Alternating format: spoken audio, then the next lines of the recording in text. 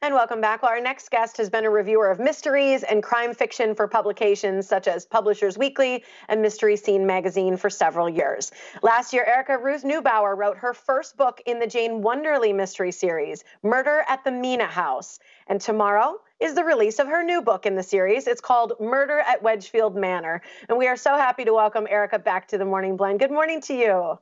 Good morning. Thanks so much for having me. Absolutely. Thanks for being here again. Let's chat about this. Okay, so I want to get into your book first, and then I definitely want to talk about your awesome background, which I love too. So I just wanted to tease people that I want to bring that up. But first, let's talk about the second series, because your first book was set in Egypt. And based on some of the secrets that were revealed, your characters are not going back to America. It's now set at an English manor. Is that correct? Yes. Yes. I don't want to give too much away, but yeah, based on what we found out, I wanted to move them to where they could spend some time with family, let's say, and an English manor house was perfect for it. Perfect. Okay, so give us a little background. Who are your characters and what are they doing in this next series? So my protagonist is Jane Wonderly. She's a widow of the First World War.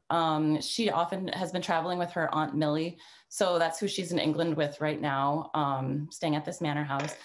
She's, in this book, she's taking flying lessons. So she's flying around in a little yellow biplane, which is super fun. And of course, she's joined by the mysterious Mr. Redvers to solve a new murder of a servant at the manor house. All right. Okay. So as we kind of get into it, I mean, I wonder as a writer, do you find at the end you have like a favorite scene? Like you just wrote the book and you look back on it, you're like, that's it. That's my favorite moment in the book. I do. I mean, I always have a couple of scenes that I really, really enjoy and had so much fun writing. But for me, one of the end scenes of this book was definitely my favorite. Ooh, I like that. It's not in the beginning, it's not in the middle. You got to wait for that one.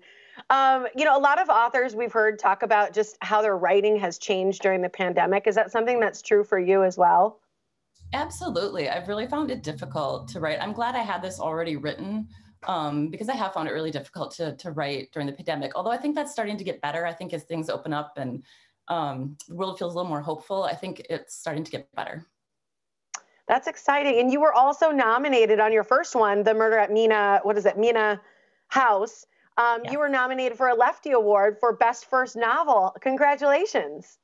Thank you. And I actually found out this last week that I'm also nominated for Best First Novel for an Agatha Award. Which is very cool, because didn't you say that you actually, one of the reasons that you were inspired to write is because you grew up watching Agatha Christie? Yes. Yeah. Reading. I'm excited about this. Yeah. That's very cool. What a cool first full circle experience in life. Okay, so I want to talk a little bit about your background, because I think this is fascinating. Your father was a police chief, right? For like Correct. 22 years. You were in the military for 11 years, a cop for 2 years, and also an English teacher as well.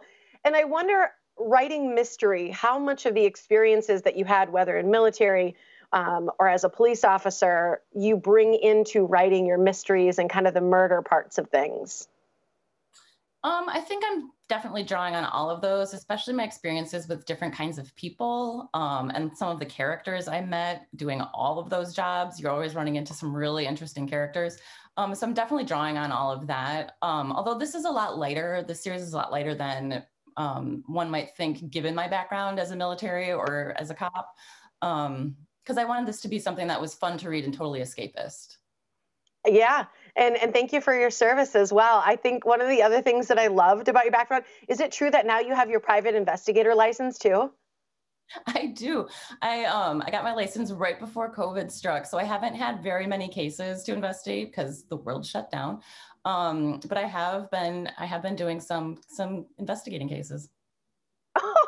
I think that's fascinating. The fact that you're doing all of those things as well as writing a book. And it seems so seamless, with those sorts of jobs and then the type of writing that you're doing. What's next in your series? Will there be another one in this series, or are you starting a new one? There will. Book number 3 is actually already turned in, and you will find Jane and Redvers on a transatlantic cruise. Awesome. So you've got an event coming up. I'm going to give everybody the information, but it was great to see you again, Erica. And Carol Barrelman says hello as well. Oh, hello, Carol. Thank you so much. Yeah, she loved your first novel too. Thanks for joining us. Thank you. All right, and again, Erica Ruth Neubauer's new novel is called Murder at Wedgefield Manor, and you can learn more about Erica and the book at a virtual book event. It's going on tomorrow night. It's at 7 o'clock. All you have to do is go to boswellbooks.com to register for more.